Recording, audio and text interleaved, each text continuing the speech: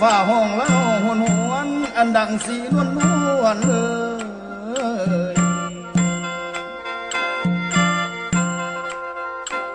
เอ้ยลืมแล้วบ่แม่นนอนน้องตั้งแต่สองละเฮาเอาจับเสื้อเพ่พร้อมกันไง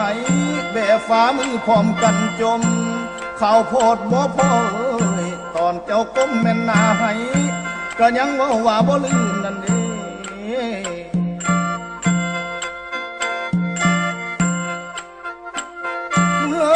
ลืมแล้วบ่แม่นน้องตั้งแต่สองแม่นเฮาเอาอันนำกันนำนี่นำสวรรค์เมืองแม่นคนเอ้ยคันว่าคันโนมาความก็ยังเพียนว่าแมวนั่นเด้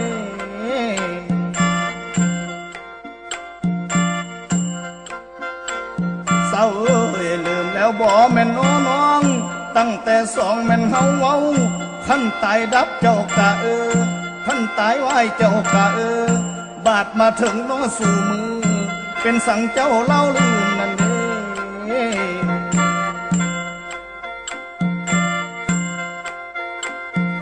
โอ้ยนี่แล้วบุ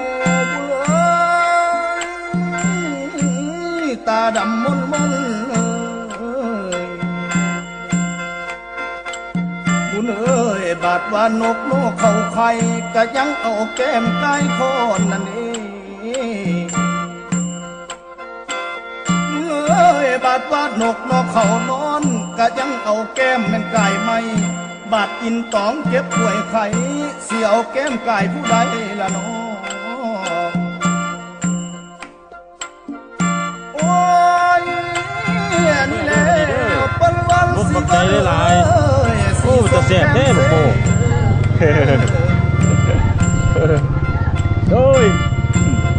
จากเราบอกอย่างนั้นเศร้าเอ้ยลำนี้เดียวมันเห็นน้องปากคงกายตั้งบ่เทียงอาศีเวินเจ้าวังเอ้ยมาพบสีโนกำเกียงอันพายบ่ยากนี่ละน้องอันว่าสาตามาเม่นตกหนีอันจำหนีลำคออยู่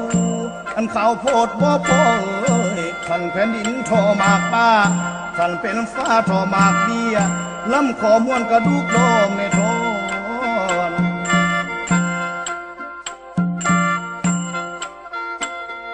โอ้ยนี่แหละบุเลย จังว่าเหลียวโลเห็นหนาอยากคือหน้าเพื่อนสาวใหม่อลีใดคนคือ